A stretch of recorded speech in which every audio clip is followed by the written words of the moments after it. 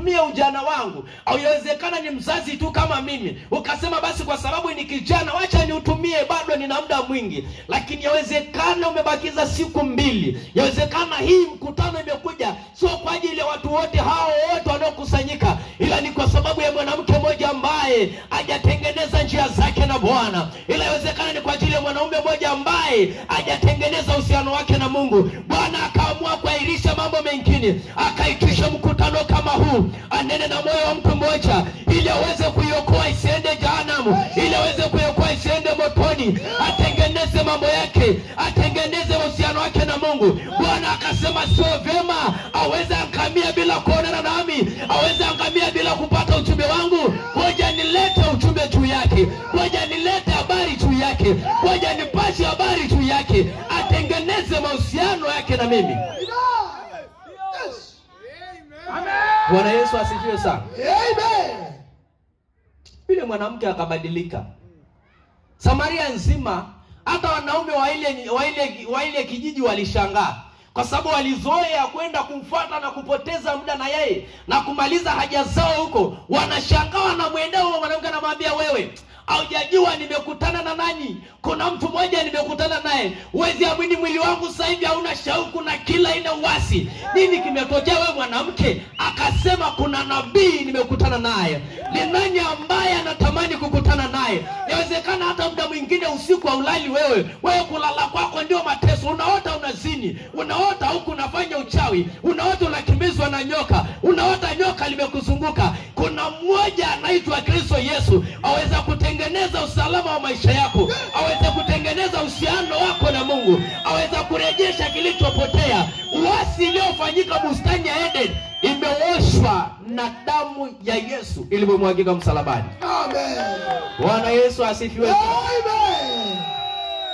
Kwa hiyo vipindi vyote hivyo vilivyoendelea ya Torati, basi mbingu ikakaa kikao na Kristo akafanyika kuwa dhabihu ili kila kilichopotea kiweze kurejeshwa. Amen. Kila muasi aweze kurejeshwa, kila mzinzi aweze kutubu na kupata rehema, kila aliyokuwa anaiendea njia isiyo haki aweze kurejea na kupata kusamehewa. Bwana Yesu asifiwe sana. Bwana Yesu asifiwe sana. Kwa hiyo watu wa Mungu, tunaposikiliza habari njema kama hii sio habari ya familia ya Ndorosi, wala habari ya kanisa, wala habari ya nini. Hii ni habari ya mtu mmoja aitwaye Kristo Yesu.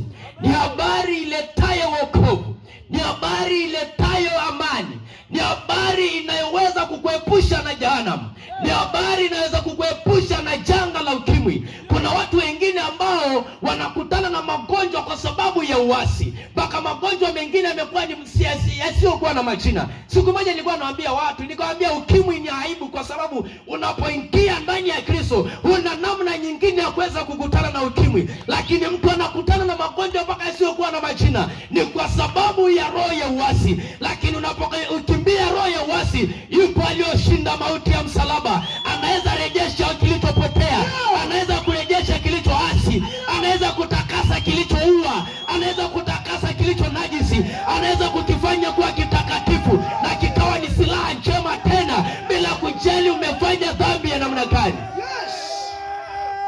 Bwana Yesu asifiwe sana. Amen.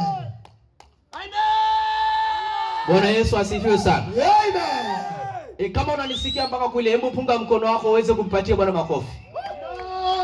Bwana Yesu asifiwe sana. Ni vizuri sana tukawa ni watu ambao tunaangalia majira. Leo hii ni 2025, lakini kadri siku zinavyoendelea kwenda ndivyo na yule mwovu shetani ibilisi anazidisha maovu duniani. Mpaka sasa hivi mashuleni maasi yametokea, lakini pia imeinuka roho nyingine ambao unakuta hata mabinti au vijana, kijana haoi lakini anazalisha. Kwa hiyo imeingia tabia ya kwenda kama wanyama. Kwa hiyo mwanamke anasema namhitaji mtoto lakini sihitaji kutawaliwa. Anaendelea na habari hiyo, lakini haikuwa ni mpango wa Mungu ila ni mpango wa shetani. Kwa shetani ataendelea kumwambia weza naye upate mtoto uishi naye, lakini anasahau kujua kwamba hiyo ni uzinzi kama uzinzi zingine. Basi shetani anaendelea kuwafariji hivyo.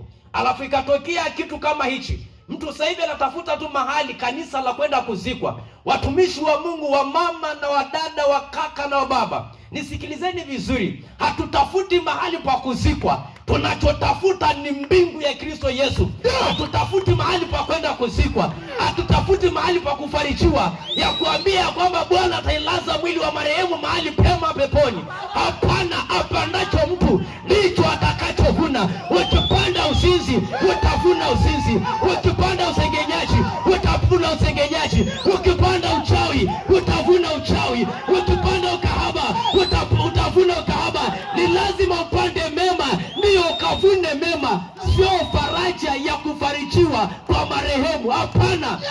Yesu amekuja kwa ajili ya kuokoa kilichopotea. Amina. Bwana Yesu asifiwe sana. Amen. Jina la Bwana libarikiwe sana. Amina. Watumishi wa Mungu, haleluya. Amen. Haleluya. Amen. Hizo faraja zimetembea na watu sasa wanatafuta mahali pa kuzikwa. Mimi siku ya wokovu yangu nilisema kabisa, na uzuri moja, mimi nilikuwa nimetenda dhambi. Kwa hiyo sio kubabaisha hizi ambao watu wanaenda kanisani tu wanaendelea, mnadipu dhambi, mnafanya tu mnaogelea na mtaangamia kwa kuogelea. Ni afadhali atendaye kabisa anajua anaenda jehanamu kuliko anayejifariji miaka 15 alafu naendelea na kaimani, kumbe mwisho wa siku naenda jehanamu. Mimi namshukuru Mungu kwa sababu baada ya kuniokoa na uasi wangu, nilijuta dhambi nilizozitenda, lakini niliendea msalaba na Mungu akanisamehe. Nikasema kwa gharama yoyote, kwa siku zote nitakazokuwa hai, sitaacha kushuhudia habari njema ya ufalme wa Mungu. Sitaacha kuwa shahidi kwa matendo ya Mungu. Sikuwa natafuta cheo yoyote wala sehemu pa kuzikwa. Natafuta mbingu. Natafuta mahali ambapo naweza kukutana na Mungu. Sio mahali unazikwa mwili Bwana aulaze mahali pema tumuombe Mungu ampoke. Wewe nani kakwambia unaweza kupatanisha marehemu na Mungu wewe? Siku amepewa miaka 20 ya kuishi duniani. Hizo miaka 20 Bwana anasema nimewapa muda wa kutubu. Hawakutubu, wewe una kuingilia. Wewe zingilia hata kama uasikofu wewe. Hata kama una kiwango gani, mtu anapofariki hapa ndio imekwisha. Mambo yake yote aliyoyapanda siku akiwa anapumua, mwili haujatengana na nafsi, ataenda kuhukumiwa sawa na matendo yake. Hauna nafasi tena kumwambia Bwana Mungu msamehe, huyu alikuwa ni ndugu yangu, huyu alikuwa anakuja. Bwana amesema na hajipingi, apandacho mtu ndicho atakachovuna.